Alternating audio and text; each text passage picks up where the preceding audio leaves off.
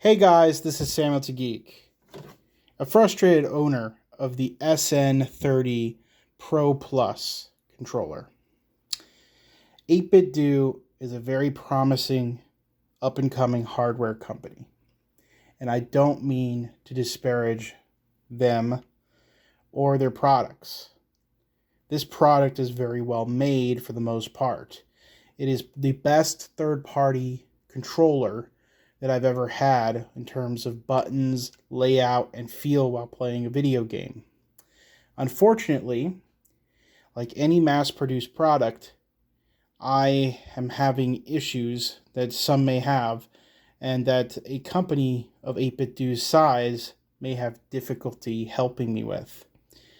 You see, mass-produced products naturally have issues in the product line. They're not perfect. Machines make errors, and you may have issues later on in life that are unpredicted.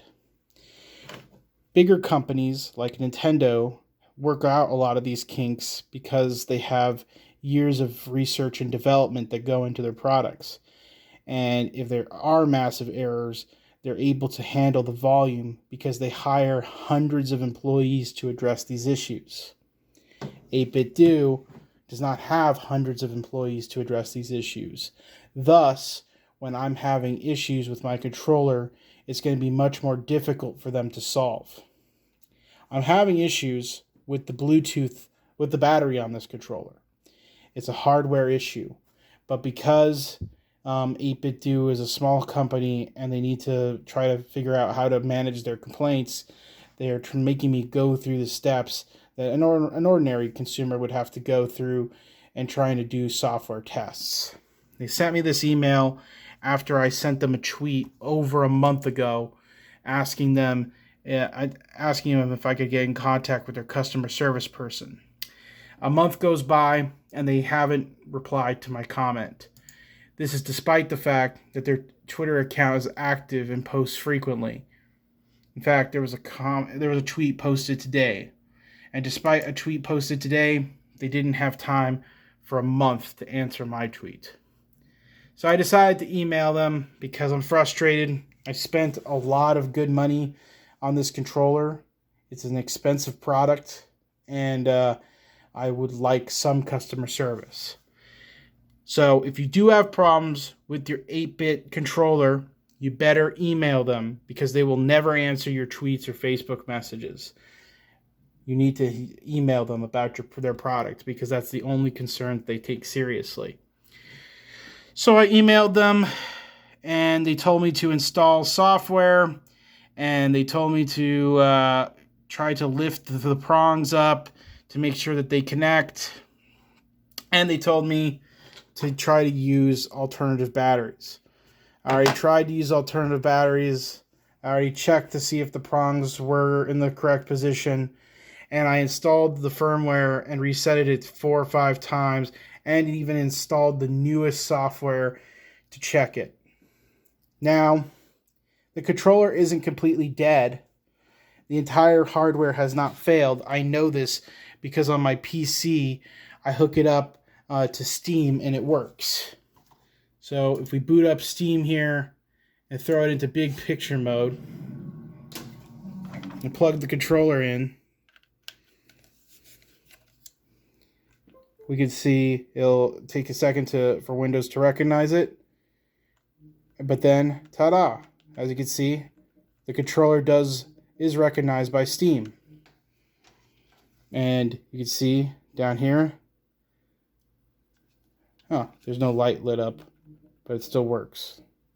But you understand, it works on Steam. Oh, it is lit up. It's just that the flash is strong and you can't see it. But this works on a computer. It works on a PC. I played Super Meat Boy with it today. So the product works when you do that. And if you plug in the controller, the light indicates that it's charging.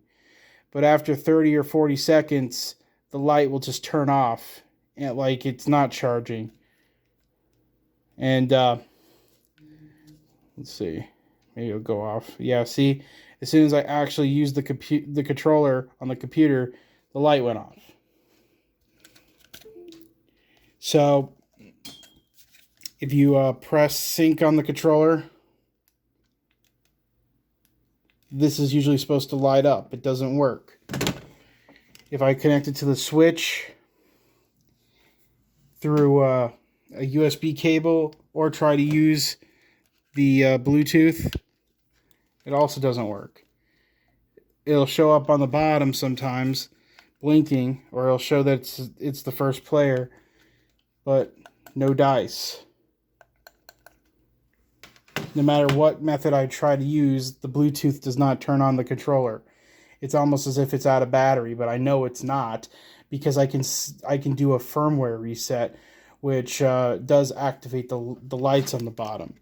And you can see that if you read an email by pressing L1, R1 plus and holding it.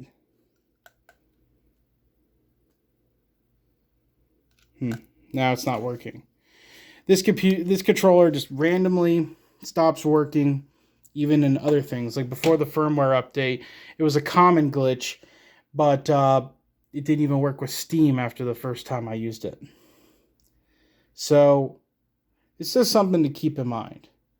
The frustrations I've had with this controller was not worth the $20 extra. I mean, the $20 I saved by not purchasing the Pro controller in the first place. This controller works with Steam and Switch. I could play all the same games. This controller has better buttons in every aspect except for the D-pad. And, you know, I don't have to worry about syncing issues. I don't have to worry about installing firmware updates. I don't have to worry about it not working 100% of the time. And if it does break, Nintendo, even though they have a frustrating service, they have several ways to contact them and are likely to replace my controller if prompted and asked. You know, this is made by a small foreign company, probably only like 20 or 30 people who work at the company, and they don't even bother to respond to a tweet for a month. My father always told me, and I should listen to him more. With Father's Day coming up, I need to listen to him a lot more. You buy nice or you buy twice. I had to buy a controller 2 times because I didn't go with my gut instinct and just buy the first party controller. Yes, it's overpriced. Yes, there's tons of issues with Nintendo's own controllers, like the Joy-Cons here that may have drifting issues. But if I run into problems, I know that I'm more than likely going to get them solved. And I'm not going to be told to go through hoops in my own home to try to make a homemade solution to get it to work. Guys, the people on YouTube who try to sell you these third-party controllers and stuff, a lot of them get the product for free. They know the people who made the company. They meet them at E3. They're going to be a lot more nice to them than I'm going to be. I no longer get paid for this crap. And I'm not begging for review copies. So I'm not going to be nice as they are going to be, okay? I'm going to tell you straight up. Just buy the official controller. You're going to have less issues. It's going to work with PC anyway. All the cool stuff that this controller can do, this controller could do most of it. And you can even probably find firmware hacks to do the rest. Just buy the official controller. It's only $20. And if you have issues, Nintendo's way more likely to be responsive. I'm sure that the folks at 8BitDo are passionate, amazing people. They did create, for the most part, a good product. But you're not going to get the same amount of service. And you're paying a lot of money for these controllers. You know, $50 ain't cheap. Okay? And I know how hard a lot of you have to work for that money. Now, I haven't been afraid to call bad products before. The Protect, a cover for the Kinect, was so bad that I gave it a horrible score. And ultimately, it ended up getting me asked to not return to the reviewing company because they wanted to maintain a relationship.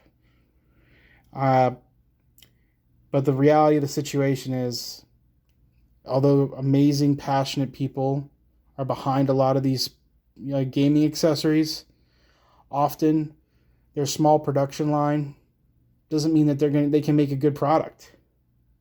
So keep that in mind when you're purchasing these things. If you're doing so, remember, do it as a hobbyist. Do not, if you are on a budget and you're just a casual gamer trying to play video games and you're not looking at it as a hobby thing or a niche thing, do not spend your hard-earned money on a product that probably doesn't have the support that you'll need. Buy the better product. Buy the superior product. You're going to save yourself a ton of headaches. You're going to save yourself money. Okay? This cost me $30. Okay? Because if I just bought this controller in the first place, if I didn't buy this controller to save $20, I would have never had to buy this controller. So I bought this controller, so I lost $30. I lost $30 in the sense that to save $20, I ended up having to just buy another product that was $30 more expensive to get the same experience. So I ended up losing $50 ultimately because that's how much the controller cost. But you just have to think of these things. And I'm sure the 8BitDo people will try to make things right, and I will work with them. But I'm being honest and real with you guys. I had problems with the Sony controller, and I documented it. You can go look it up. They replaced my controller for free, and they were very responsive fairly quickly. 8BitDo, not so much. Samuel out.